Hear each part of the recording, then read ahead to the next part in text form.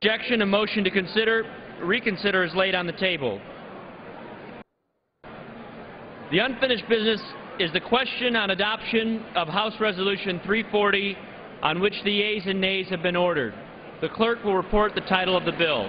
House Calendar Number 51, House Resolution 340, Resolution providing for consideration of the bill, H.R. 1309, to extend the authorization of the National Flood Insurance Program to achieve reforms to improve the financial integrity and stability of the program, and to increase the role of private markets in the management of flood insurance risk and for other purposes. The question is an adoption of the resolution. Members will record their votes by electronic device. This is a 5-minute vote.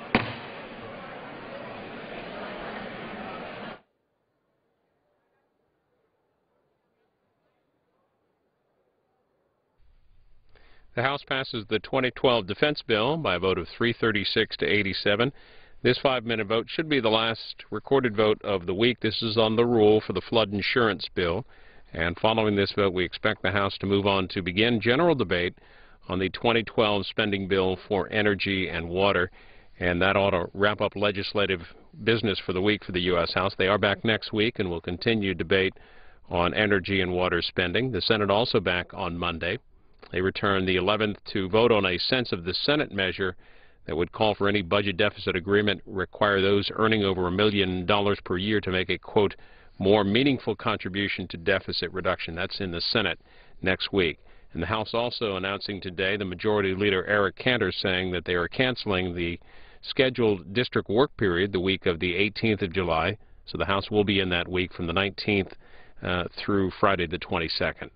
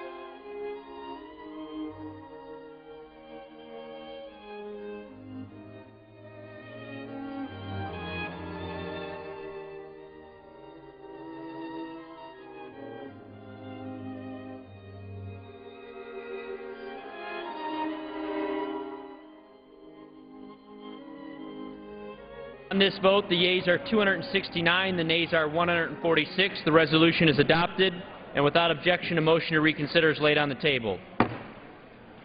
For what purposes does the gentleman from Nebraska seek recognition? Mr. Speaker, I ask unanimous consent to have my name removed on H.R. 2109. Without objection, so ordered.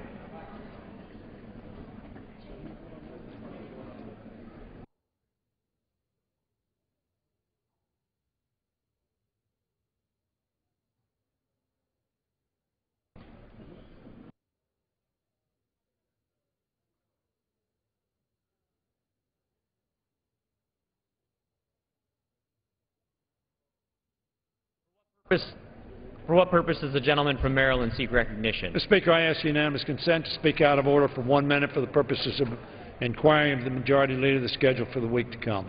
Without objection, the gentleman from Maryland is recognized. I thank you, and I will yield to the Majority Leader. I thank the gentleman from Maryland, the Democratic whip, for yielding.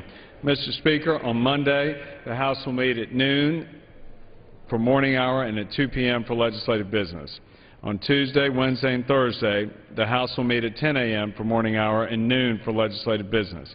On Friday, the House will meet at 9 a.m. for legislative business. Last votes of the week are expected no later than 3 p.m. on Friday.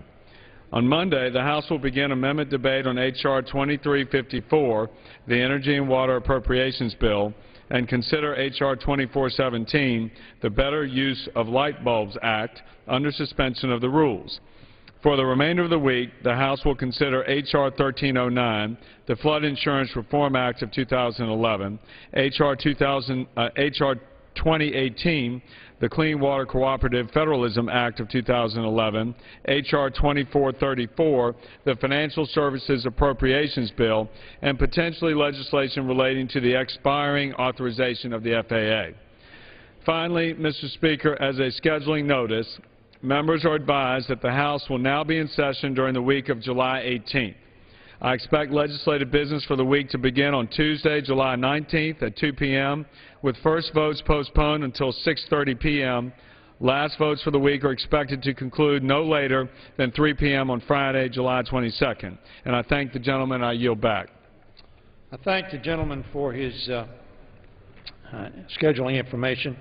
I want to pursue what I presume is the reason for not having the recess that was the district work period that was originally scheduled. My presumption is that we are concerned about the impending arrival of the August 2nd date on which America would be put in position of defaulting on its obligations. I presume that's the reason that we want to make sure that we're here to work on that issue. Am I correct on that? The gentleman is correct. It is my hope that we can have some deliberative processes and open discussions so that we can arrive at an appropriate conclusion of the challenges surrounding the issue of the debt limit expiration. That is correct. Now yield back. I thank the gentleman for that observation. I know the gentleman has said in the past that he believes it would be a very bad situation for our economy and for our country if we did not extend the debt limit. Am I correct that the gentleman still shares that view? The gentleman, I'd say to the gentleman, Mr. Speaker, that I have said before that America pays its bills, just like the American people are expected to pay its bills, to pay their bills at home and in their small and large businesses. But the fact is, I think that the American people are expecting us to live up to the promise that we are not going to let spending get out of control again. And so the purpose of the deliberations that are ongoing throughout this Capitol, at the White House, etc., are focused and should be on making sure we change the system, making sure that we accomplish the necessary cuts which would exceed the amount that we raise the debt limit, as well as to signal to the American people that we have changed the system, that this kind of unbridled spending ceases and that we begin to live within our means, get the fiscal house in order, so that we can focus on the overriding need for this country right now, which is to create an environment where jobs return. I know the gentleman has seen today's jobs report. Disappointing is an understatement. And I make the point again, as the gentleman knows, Mr. Speaker, he and I were at a meeting at the White House yesterday with the President, and in which I said, again, the import of our need to act and act responsibly and not to raise taxes on the American people and the small businesses that we need so desperately to begin to create jobs again. And I yield back. I thank the gentleman for yielding. I'm pleased, as the gentleman knows, to hear that you want to stop the spiraling deficits that confront our country. I will repeat again, because the gentleman keeps mentioning this, and I have enough experience to know what's happened. And in the 30 years that I've been here, of course, we've had some few years of the Obama administration, but we had Mr. Reagan's administration, Mr. Bush first administration, Mr. Bush second administration, and we ran up over, I want the gentleman, I know he knows these figures, over $6 trillion of deficit during that period of time. However, in the 8 years that Mr. Clinton was President of the United States, we had a $62.9 billion surplus. Now, the gentleman makes the point that spending is out of control. The fact is, as the gentleman clearly knows, that when you were in charge of the House and the Presidency and the Senate, you increased spending by more than was increased during the Clinton administration by a percentage on an annual basis. So that I'm glad to hear that your side now, without fail, talks about spending being out of control. But very frankly, I have the feeling if your side was spending 5 cents, you would think that we need to cut an additional 5 cents in revenues so that we could not pay the bills. Because that's why we ran up $6 trillion in deficits. You did not pay for what you bought. Now, I'm one of those who very strongly believes we ought to pay for what we buy.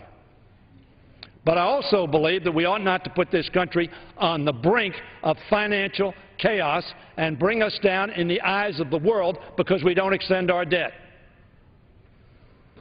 Now, very frankly, I think we ought to pay for what we buy. We call that taxes.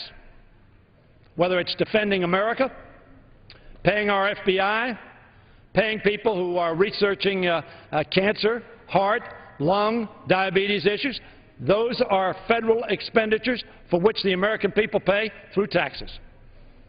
And very frankly, if we're going to be responsible, we make a very simple judgment.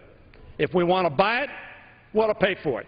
That's $6 trillion of deficit that was incurred during the presidencies, and the President is the only person in America can stop spending.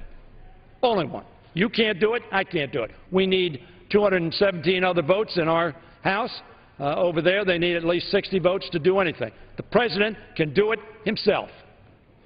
Ronald Reagan never had a veto overridden of a bill that said we spent too much money. George Bush the first never had a veto overridden in which he vetoed a bill saying we spent too much money. And George Bush the second never once had a veto overridden so that we spent money that he did not sanction. So I say to my friend, we did meet at the White House, and the President of the United States, the leader of our party, and I, and Mr. Reid, and Mr. Durbin all said, yes, we need to get a handle on this spending. Yes, we need to get a handle on the deficit. And yes, we need to bring down the debt.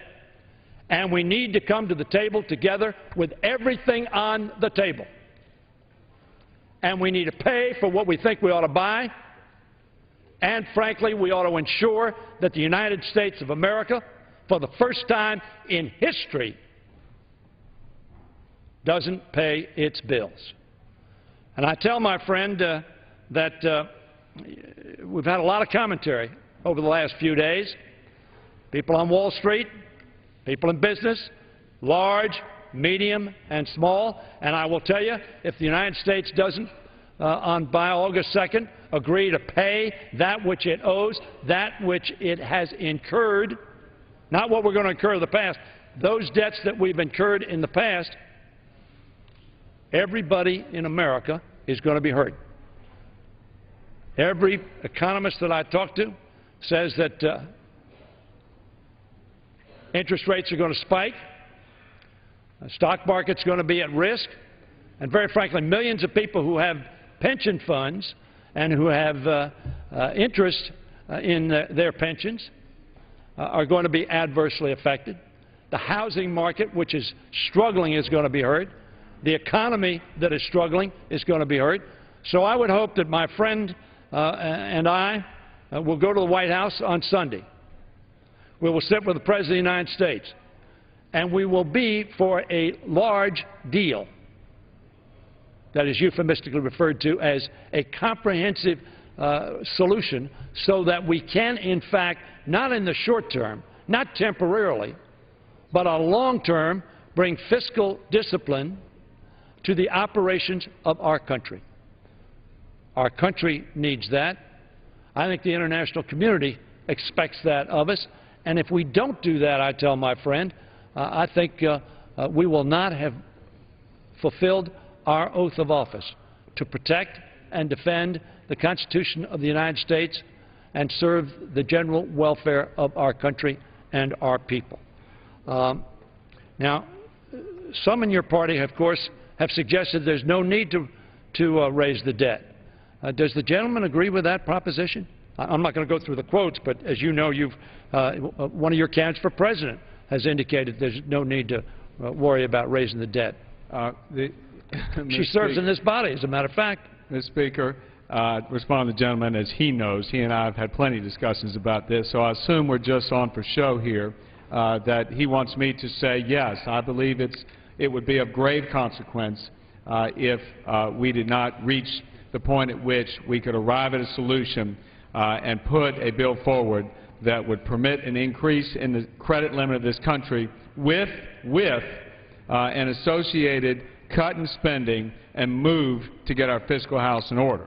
And as the gentleman correctly pointed out, the reason why now we will not be in our districts on the week of the 18th is to ensure that we do get it right and that we recognize that the markets, the investors around the world, are smarter than expecting us to just go and check the box to meet the date.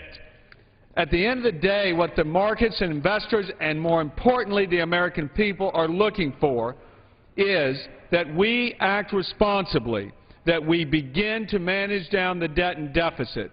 That means trillions of dollars of cuts necessary. Because I think most Americans are looking at Washington in disbelief that somehow we think there's not enough money coming into the federal government. I mean, just look at the jobs report today. I cannot fathom how anyone thinks right now is a good time to raise taxes. Who thinks that raising taxes on individuals and small businesses can help create jobs? We are in a crisis. People in this country need to get back to work. And let me just, Mr. Speaker, for the point of explanation, because the gentleman insists on going back decades to recount the past, and as the gentleman knows, I'm the first one to say that we came to this majority with some contrition. That no, we weren't always acting in the best interest of the fiscal health of this country.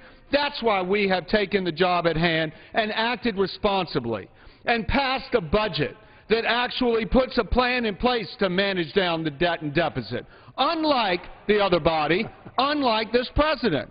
And that's why we come to the table right now as we approach this debt ceiling vote with a well-thought-out, deliberative plan to get people back to work while we get the fiscal house in order.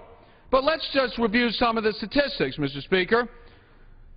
There have been 2.5 million jobs lost since this president took office. Will the gentleman yield on that? No, I will not. All right. 13.9 million Americans unemployed right now. Gallon of gas is significantly higher, well into the $3.50, $3.60 a gallon in some places in this country, if not higher, up from $1.85 when this president took office. $14.3 trillion in current national debt, up from $10.6 trillion when this president took office. If you work that out, $46,042 debt per person, up from $34,371 when this president took office. So you can go through line by line of how things have gotten worse for the American people. Now, we can sit here and blame and point fingers all day long. But I would suggest, Mr. Speaker, the American people are tired of the bickering. They want to see some solutions. They want to see us come together. That's exactly why we have altered the schedule, so we can begin to actually deliver on the promise. So I agree with the gentleman from Maryland, the Democratic whip.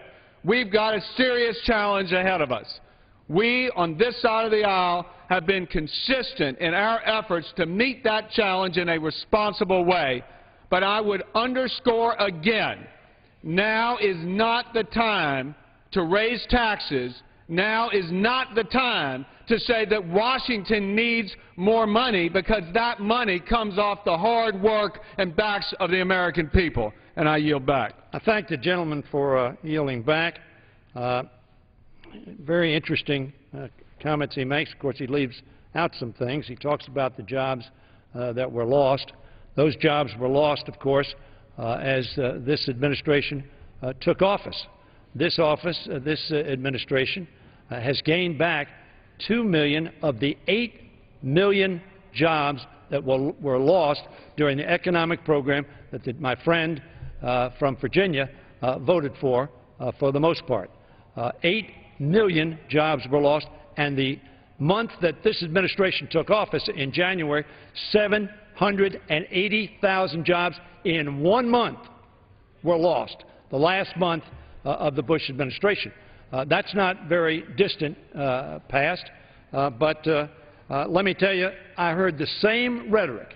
You said they changed. I heard the same rhetoric in 1993, same rhetoric, when we adopted a program that we said would balance the budget, bring the economy back, and create jobs.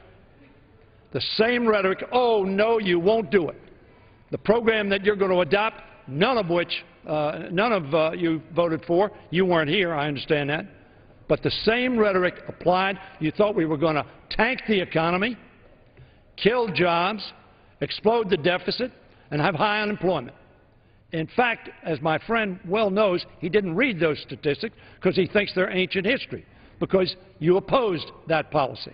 But that policy created 22 million jobs. That's a 30 million job difference between the Bush administration, that was the follow-on administration, and the Clinton administration.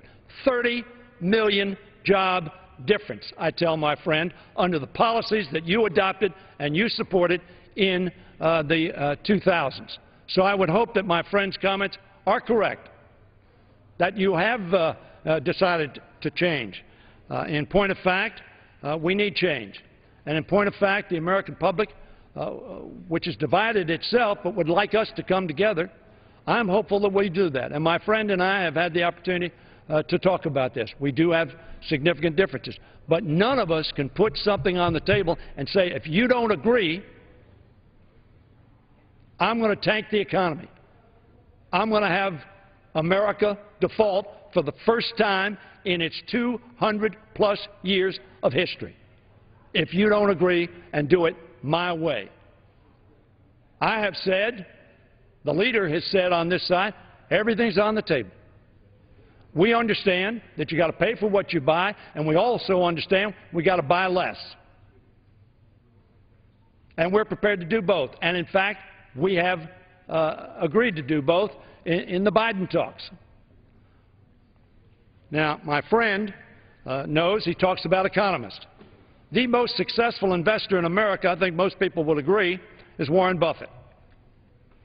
Warren Buffett said we raised the debt ceiling 7 times during the Bush administration, and now in this Congress, under the Republicans, they're using it as a hostage. And you really don't have any business playing Russian roulette to get your way in some matter. We should, he said, be more grown up on that. To that extent, he echoed the comments of our Speaker, who is trying, in my opinion, to get to a place where we can come together, compromise as is critical under democracy, pay our bills, and reduce our obligations and reduce spending. Buffett went on to say we should, as I said, be more grown up on that. If we don't meet the August 2nd deadline, he observed, you're playing with fire when you don't need to play with fire. And we don't need to tell the rest of the world that any time people in Congress start throwing a tantrum that we're not going to pay our bills. That is not responsible behavior. It's not adult behavior. It's not good for anybody in the United States of America, and it's not good for the international community.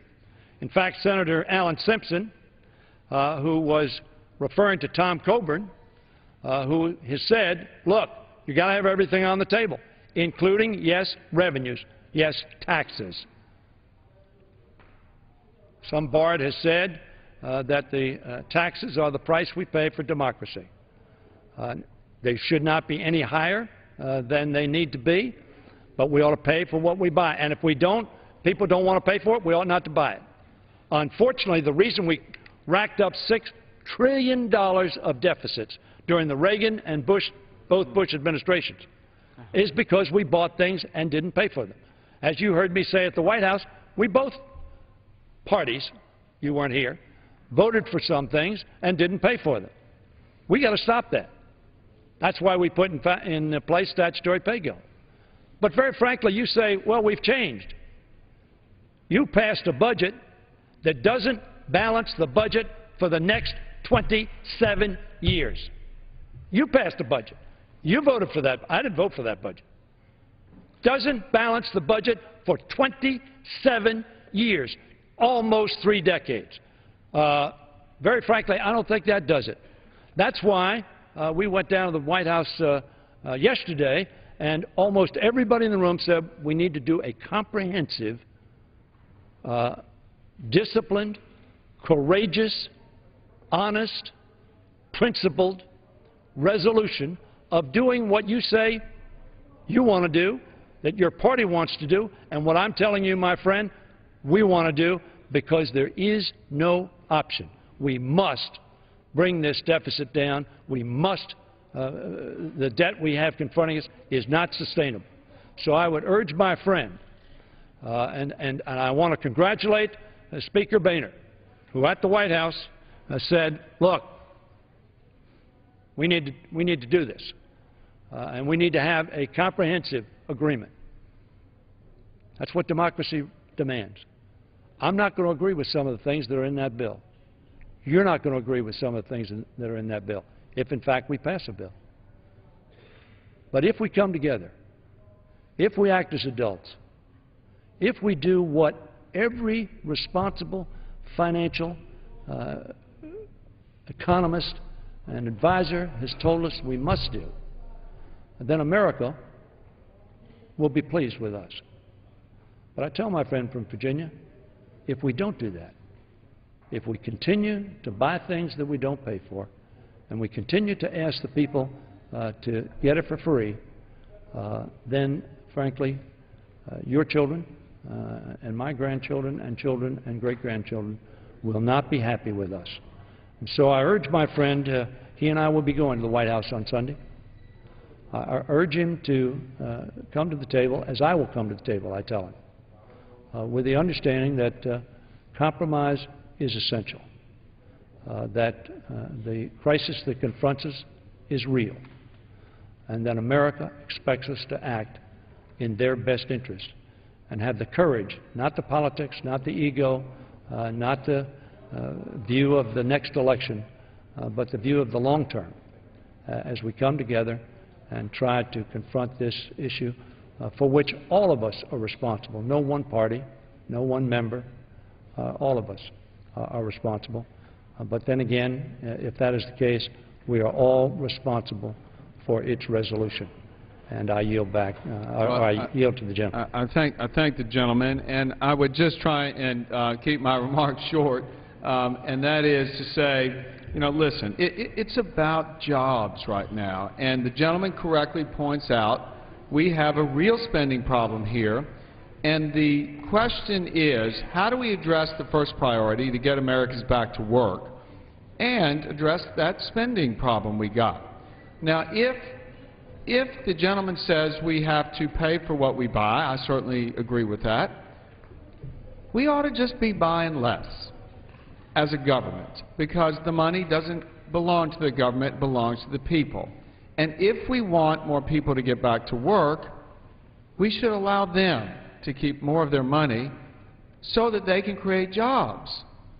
And that's really where the fundamental disagreement has been over the last couple of weeks.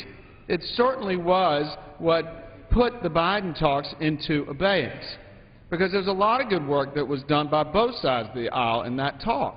And I still believe that the product of those talks will prove to be the basis upon which we can arrive at an appropriate resolution of the challenge before us around the debt ceiling.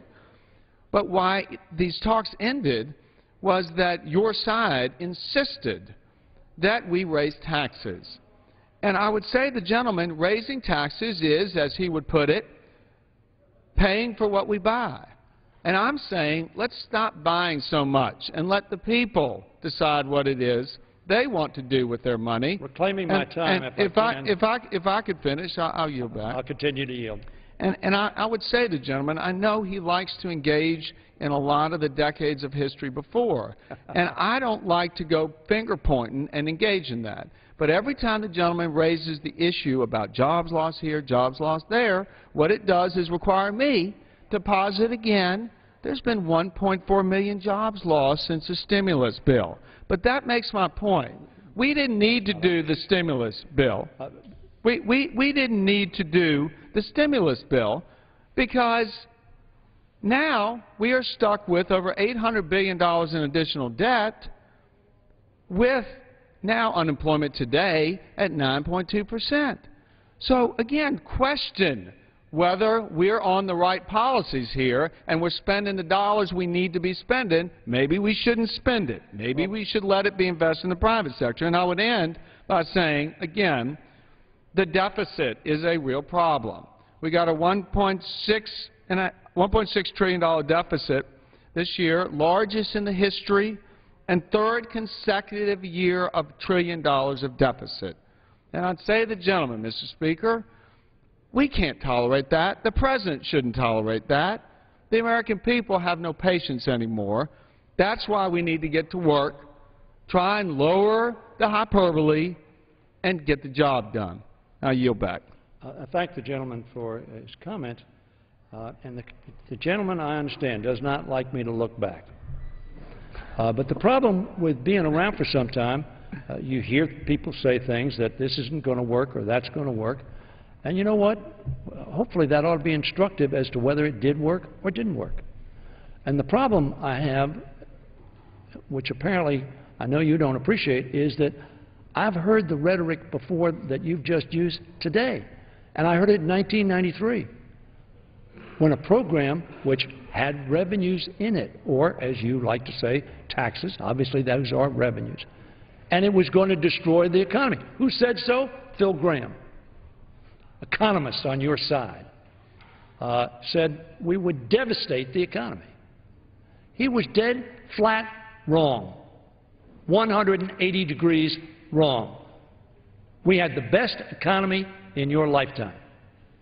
Now, furthermore, let me instruct the gentleman, I don't know what you're reading from, but your figures are wrong. Over the last 20 months, we have gained 2 million jobs. 2 million jobs. Now, did we lose a lot of jobs in the first 6 months? We did.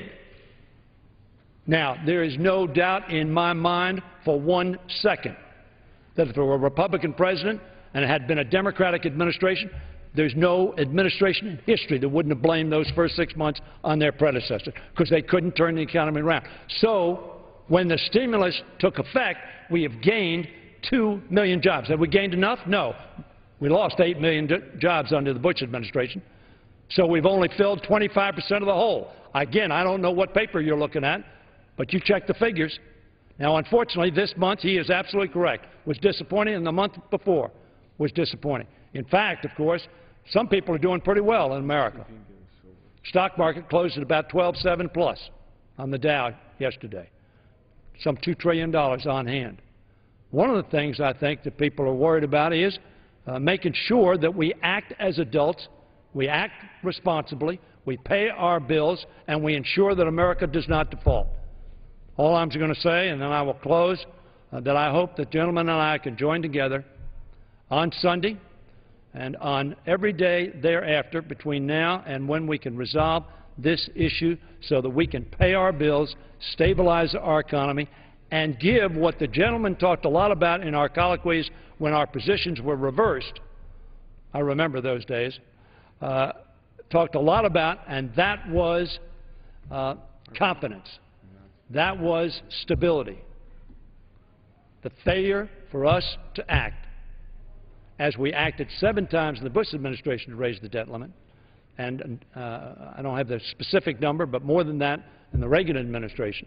And by the way, during the last 4 years of the Clinton administration, does the gentleman remember how many times we raised the debt limit?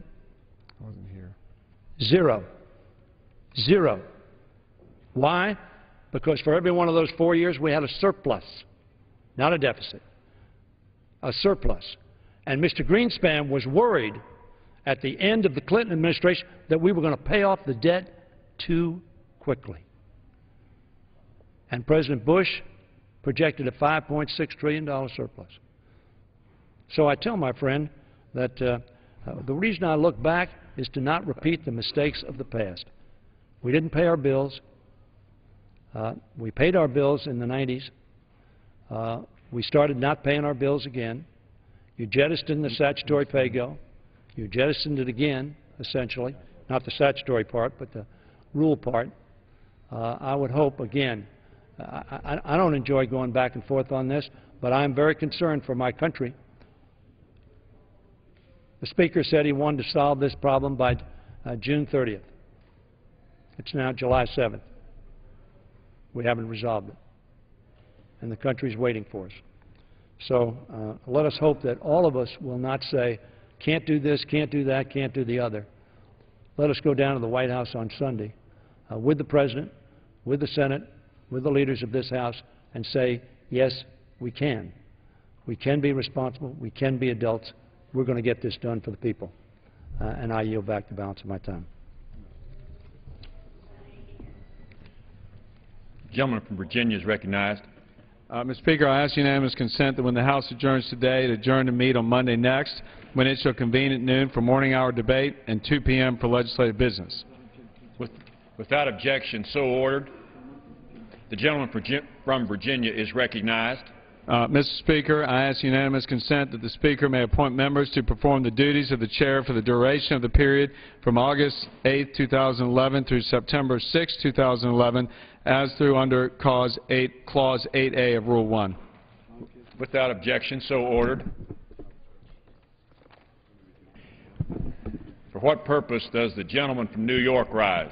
Thank you, Mr. Speaker. Mr. Speaker, I rise today to ask unanimous consent to remove myself as co-sponsor of H.R. 91. Without objection. For what purpose does the gentleman from New Jersey rise? Mr. Speaker, I ask unanimous consent that all members may have 5 legislative days in which to revise and extend their remarks and include extraneous material on the further consideration of H.R. 2354, and that I may include tabular material on the same. Without objection.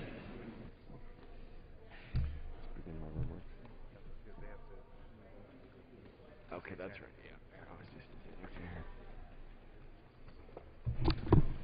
Right now? Pursuant to House Resolution 337 and Rule 18, the Chair declares the House and the Committee of the Whole House on the State of the Union for the consideration of H.R. 2354. The Chair appoints the gentleman from Texas, Mr. Poe, to preside over the Committee of the Whole.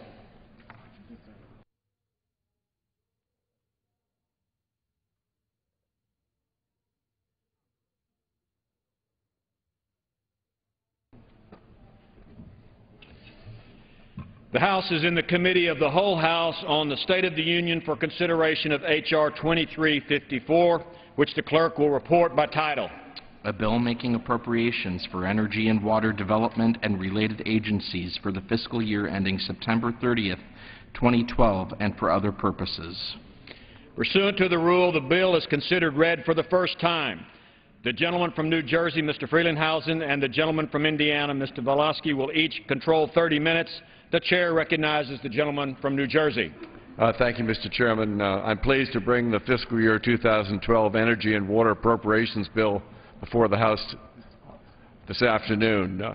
Before I begin my remarks, let me thank the full Chairman, Mr. Rogers, as well as the Ranking Member, Mr. Dix, for their support of a very open process and their support of me as well as the Ranking Member. I'd particularly like to thank my Ranking Member, Congressman Pete Viklowski, for his dedication to our joint mission and our close working relationship.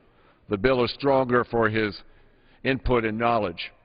I'd also like to thank the committee staff, Rob Blair, the clerk, Joe Levin, Lorraine Heckenberg, Angie Giancarlo, and Perry Yates. On the minority side, I'd like to thank Tonya Burkham. I'd also like to thank my personal staff, Nancy Fox and Kathleen Hazlett, and certainly recognize Mr. Viklowski's personal staff in the form of Joe DeVoe. Mr. Chairman, the Energy and Water Development Appropriations Bill supports programs critical to our nation's security, safety, and economic competitiveness. Mr. Chairman, for far too long, federal agencies have been assuming ever-increasing budgets, leading to programs with poor rationale and even less accountability. Those days are behind us now. This bill clearly shows that much greater fiscal discipline and a strong national defense and a strong economy can be achieved together. The bill for fiscal year 2012 provides $30.6 billion, $1 billion below fiscal year 2011, and $5.9 billion below the President's request, bringing the total spending levels for our bill down to approaching the fiscal year 2006 level. An additional $1.3 billion is fully offset emergency funding, which is provided to help recovery and repair efforts due to the severe floods we've seen in the Mississippi and Missouri River regions. These floods have resulted in immense devastation and loss of life and livelihoods. I commend the good work of the Army Corps, which is in the front lines, along with municipal, county, and state and other federal first responders when tragedies like this occur. Mr. Chairman, there are no congressional earmarks in this legislation. The highest national priorities are protected by supporting the Department of Energy's national defense programs and by preserving activities that directly support American competitiveness, such as water infrastructure and basic science research. The bill also supports critical national security programs by providing $10.6 billion for the National Nuclear Security Administration, including $195.3 million above fiscal year 2011 for weapons activities to support the modernization of our nuclear stockpile. The bill also supports urgent ongoing efforts to secure vulnerable nuclear materials worldwide, and the full request to design a reactor for the replacement of the Ohio-class ballistic missile submarine. We've seen how catastrophic flooding can affect many lives locally and the economy nationally, and we know that yesterday's crisis could be anywhere tomorrow. This bill protects public safety and keeps America open for business by providing $4.7 billion for the Army Corps of Engineers, $195 million above the President's request, and $89 million below fiscal year 2011. The bill makes funds available above the President's request for navigation and flood control, the activities most critical to public safety, jobs, and the economy. and gives the Corps 45 days to deliver and justify their spending plans. This will give each project, whether in the President's budget or not, the opportunity to compete for these funds and ensure we understand how the Corps really develops its requests.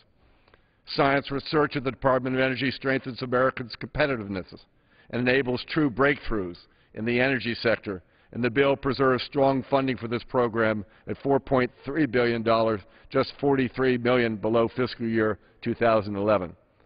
The committee continues to support nuclear energy, providing $8 million above the request for ongoing research and promising new programs, such as the small modular reactors, which it funds at the request level.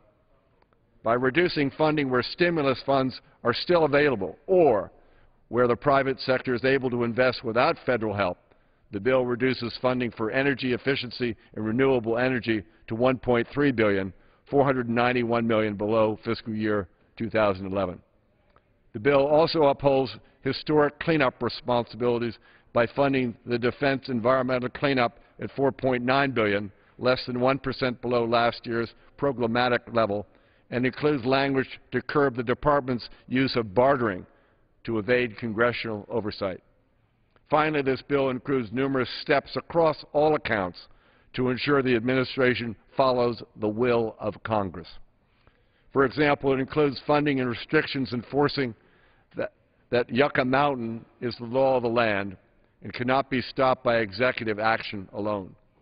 Over the years, this House, in a bipartisan fashion, has been fighting the administration's disdain for sound science and the hard-earned taxpayers of our constituents that went into building that disposal site. And now the General Accounting Office has issued a report saying that there is no scientific reason for shutting down Yucca, and that the administration has been forced to release its own review showing that science actually supports Yucca.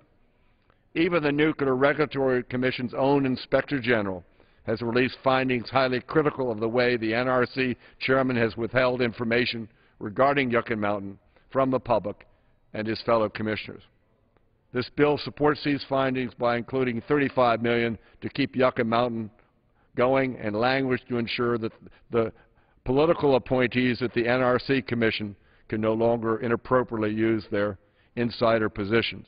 It also includes new reporting requirements so the administration must track and show that the investments we make in science and technology are effective use of taxpayers' dollars. Mr. Chairman, I take seriously our responsibility to rein in federal spending in fiscal year 2012. The bill is premised upon hard questions and focused cuts where answers didn't hold up to scrutiny. This is the sort of analysis that will get our fiscal house in order. This bill deserves our members' support, and I look forward to an open and full process and discussion, and I thank you, and I reserve the balance of my time. The gentleman from New Jersey reserves his time. The gentleman from Indiana, Mr. Visklosky, is recognized. Mr. Chairman, I yield myself such time as I may consume. Without objection, the gentleman is recognized. Mr. Chairman, I would like to express my appreciation to Chairman Frelinghuysen and his staff for their efforts to be inclusive and transparent in drafting this legislation. The Chairman has ensured that the Energy and Water Subcommittee continues its tradition of bipartisanship, and within the constraints of the allocation, he has done very wonderful work. While I hope that we can modify some elements of the bill, I would observe that our differences are marginal and our agreement is fundamental. Also, I would like to join the Chairman in thanking the other members of the subcommittee and also all of our staff for their exceptional, good, and dedicated work.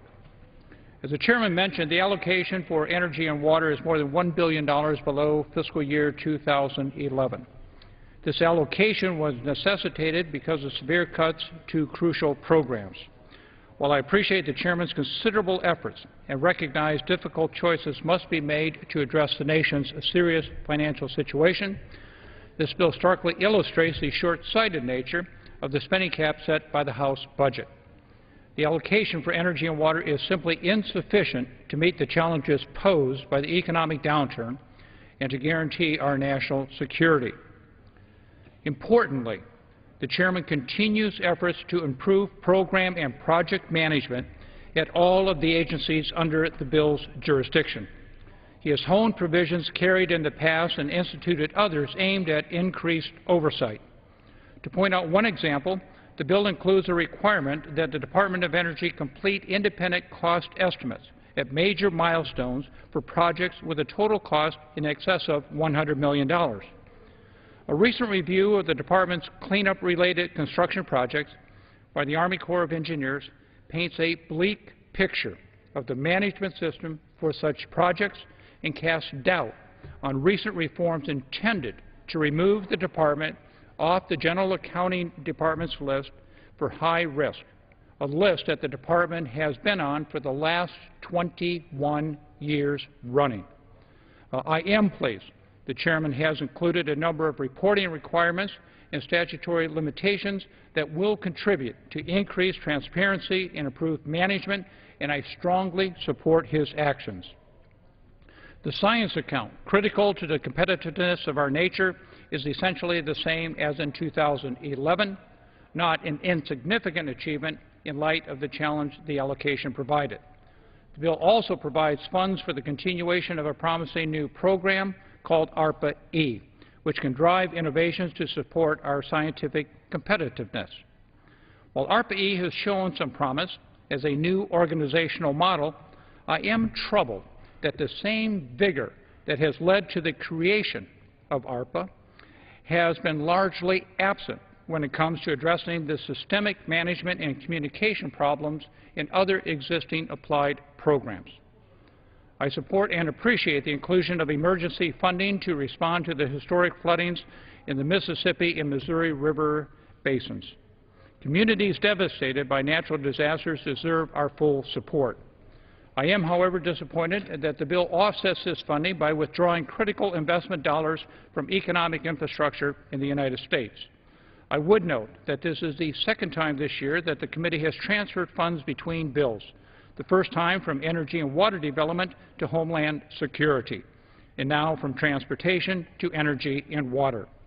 We need to reconsider this practice and not strip investments in one area to pay for emergency needs in another. I disagree with the notion that all funding for domestic emergency response should be offset immediately from domestic investment. In every year except two since 1997, the Congress has recognized the need for emergency funds to respond to the impacts of natural disasters on the nation's water resource infrastructure. Since 2001, the Congress has provided more than $24 billion to the Corps for this purpose. While I grant that this figure is inflated by the enormous cost of reconstructing New Orleans and the surrounding areas, perhaps New Orleans would not have flooded in 2005 had we invested in critical infrastructure in the prior years. As we debate the long-term trajectory of taxes and spending, we cannot forgo actions necessary for the security and safety of our citizens. Yes, we must make difficult choices that will impact the future of this nation, but we cannot allow those decisions to fall on the backs of those who have already suffered.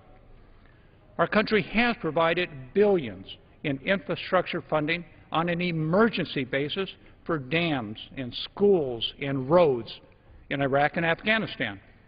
Yet we don't have the fortitude to acknowledge that it costs money to protect our citizens at home. We must stop disinvesting in the United States economy. In its 2009 report card on America's infrastructure, the American Society of Civil Engineers estimated an investment of $2.2 trillion is necessary to bring our nation's infrastructure up to good condition. Moving forward, we must have the strength to budget for emergencies on an annual basis. We know they happen every year, and it is time to begin to responsibly budget for them. I appreciate the Chairman increasing Corps funding by $195 million above the President's woefully inadequate request, ensuring that some ongoing projects will not be terminated. Even with this additional funding, the bill provides $677 million less than it did in 2010. Our ports, harbors, navigational channels, and locks continue to provide the foundation for long-term economic growth. At this funding level, we are not close to addressing the dredging backlog that plagues waterborne commerce in the United States. Currently, for the top 59 ports in the United States, the Corps is only able to maintain authorized depths within the channel 33% of the time. Every day, this costs companies that rely on these ports money and serves as a major impediment to expanding their workforce. This is merely one of the reasons why in 2009, the American Society of Civil Engineers gave our nation's dams, levees, and inland waterways grades of D or D-. Renewable energy programs in this bill are reduced.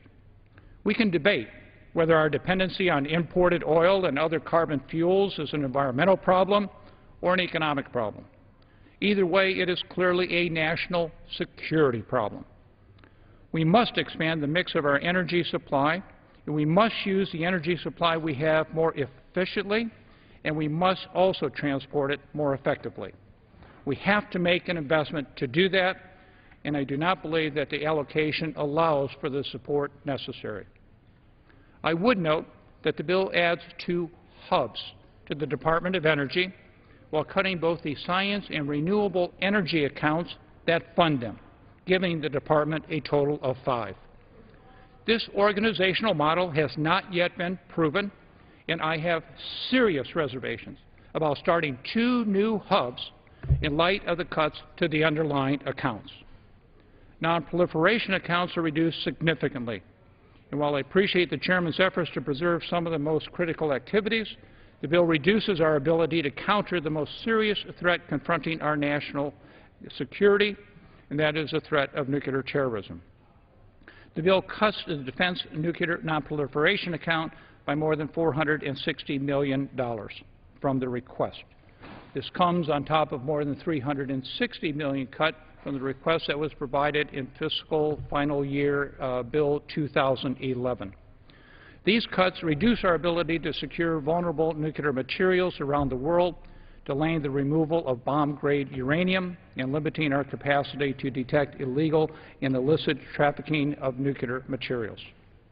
And finally, I am troubled that the bill includes a misguided prohibition on funds to develop, adopt, implement, administer, or enforce a change or supplement to rules related to the Clean Water Act regulatory guidelines. This provision applies not only to this fiscal year, but to any subsequent Energy and Water Act. We should be taking actions that address legitimate concerns while providing some clarity and certainty to the regulatory process, not prolonging the confusion as this provision ensures. In closing, I again am truly appreciative that we are, again, doing the work of this committee, and I commend Chairman Rogers and Ranking Member Dix for their efforts to this end. And as I said at the beginning of my remarks, Chairman Frelinghuysen has done a superb job, and while marginal differences exist, our agreement on the overall bill is fundamental. Mr. Chairman, I would reserve the balance of my time. From Indiana reserves his time. The gentleman from New Jersey is recognized. Mr. Chairman, I'd like to yield to the chairman of the Appropriations Committee, the gentleman, Mr. Rogers from Kentucky. The gentleman from Kentucky is recognized. 5 minutes, please. The gentleman from Kentucky is recognized for 5 minutes. I thank the chairman for the time. Mr. Chairman, this is a great bill. It's a model of fiscal restraint.